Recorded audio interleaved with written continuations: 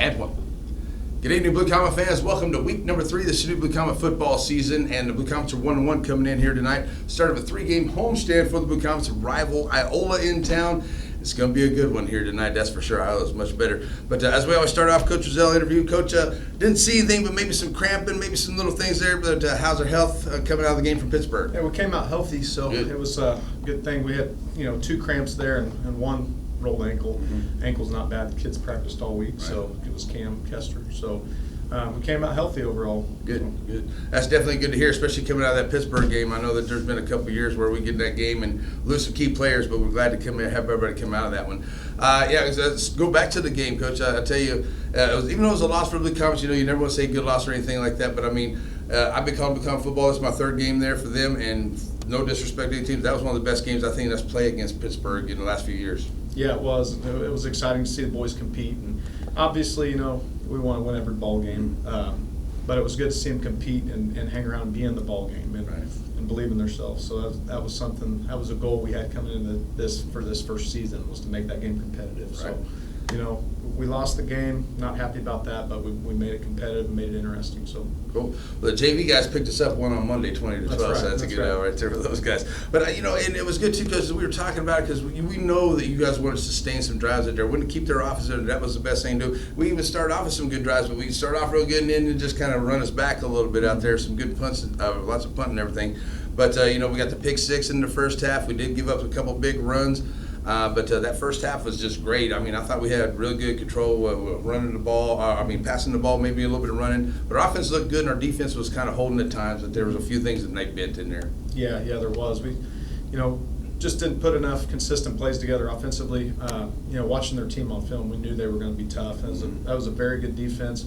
Defensive line's probably the best we're going to see all year, and we knew they were going to make plays. Right. So there was going to be some times we were going to go backwards, but we needed more forward than backwards. So. That pretty much how it ended up turning out. They made their plays. We made some plays offensively, but we knew they were a good enough defense that were going to make their plays too. So. Right. And they definitely did that, I don't say the offensive line. I know we made some adjustments there. They did a really good job because got in the backfield a few times to disrupt some plays, and it was, maybe could have held on some blocks a little bit longer a couple times in there, but I thought they did a really good job. Ty had some time to get rid of the ball a few times. We got some open running lanes there too, so to them to go against that defensive front as well as known as they were, I thought our big boys did a good job. Yeah, they did. They battled all night, and that's the biggest thing. We've talked about, using that game as a springboard because that's probably going to be, the most physical game we're going to see all year. Would be my guess, and we got to use that as a springboard, and for us to be more physical. We saw the level that we need to be at to win games like that. And those types of games are playoff games. So that trying to springboard off of that and play a little bit more physical football. Right.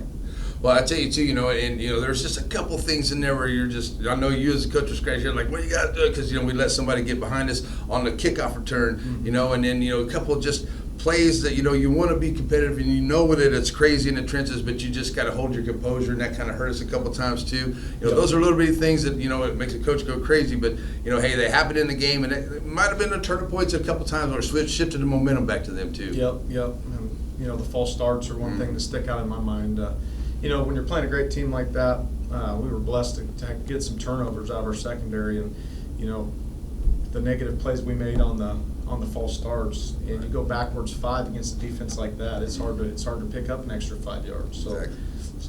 That's something we've been working on fixing this week. We've been doing a few more up downs when we move early and things like that. So trying to clean that up. Definitely. Well, and like I said too, we had a good job on the defense. We got the pick 6 out there, and they just had a running back. That Mankin kid, he was just a stump with legs moving, and he just moving the piles. And I know it's like tackling, and that was just hard to get that young man down. They did his thing, but our defense they worked hard, and they gave up some yardage there on the ground. But I think that they did really good for what they got. Yeah, they did. That kid is something else. So yeah. I told him after the game, I said, that's not fair, man. I said, we don't have an answer for that. Right. And just the physicality, and that's where we want to get to.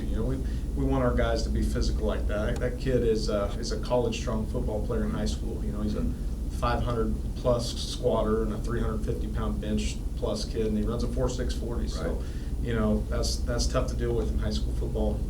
and the only way you can is if you got guys like him. Yeah, exactly. Well, kind of going back to a couple penalties there, and I know that, at the start of the third quarter, I thought that, that was kind of like, hey, let's go ahead and give Pittsburgh a little touchdown here, but you're not going to get on the room. But I saw you get out on the field one time, and I think you were just protecting your player. He could have gave you a warning instead of what he did, Coach. Yep. I don't think you were really big on that. And another one, too, it was a continuation tackle out of bounds. I don't think Jaden threw him out. I didn't see that at all, and they got another penalty right there.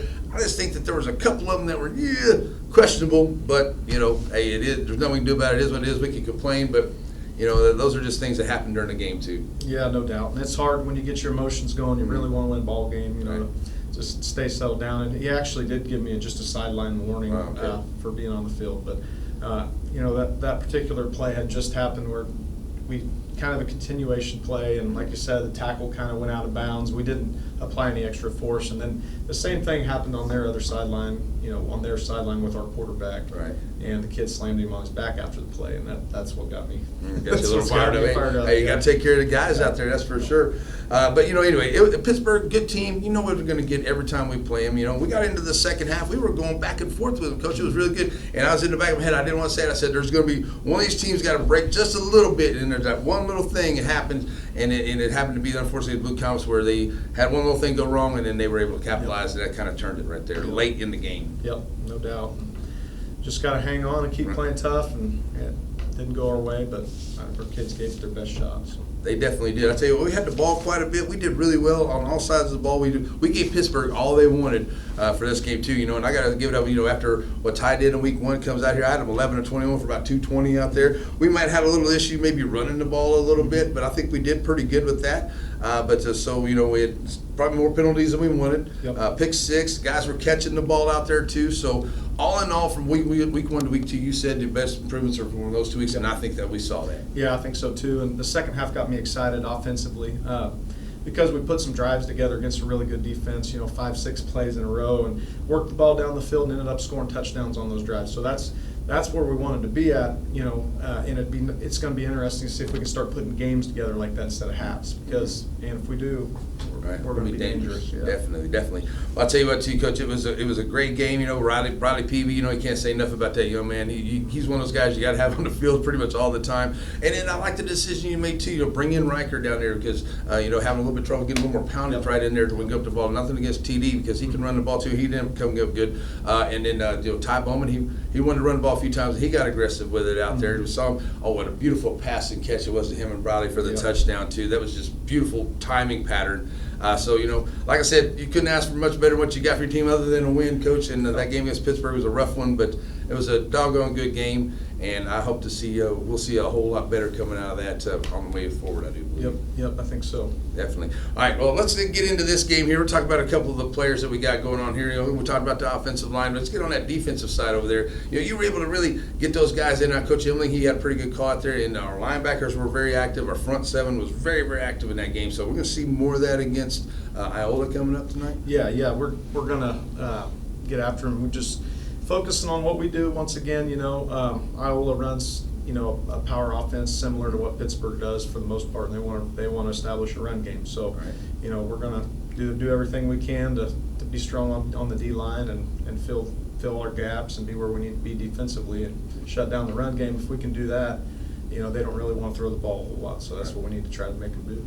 Yeah, definitely. The last couple of years have been, kind of like the Blue Comets have, kind of had to play a lot of defense because they're that pounded out, running slow. And this is a much improved Iola football team. They took Parsons to a third overtime. They gave Wellsville, which is always a good team, a run for their money too. So this is our first game here at home. They're ready to play. This is a rivalry game here in Chanute, but this better be one that the Comets cannot take lightly at all. That's right. Got to be ready for it all the way through. But I'll tell you what, Coach, you got some good players. I'm glad everybody's okay. The coaches come through there. The Pittsburgh game is over with, and we got 3 games at home, which is always good. Got a good crowd coming out here. So good luck to you and the guys, Coach. Let's get another win. Let's go to 2-1, and definitely always good to beat them rivalry. That's right. Let's pack the stands on Friday night and support the Blue Comets. Definitely. Yeah, we definitely got to get loud on Friday night here. So, all right, it's time for the guys to come to the field here on your home for the Blue Comets at Z95.3. Cool.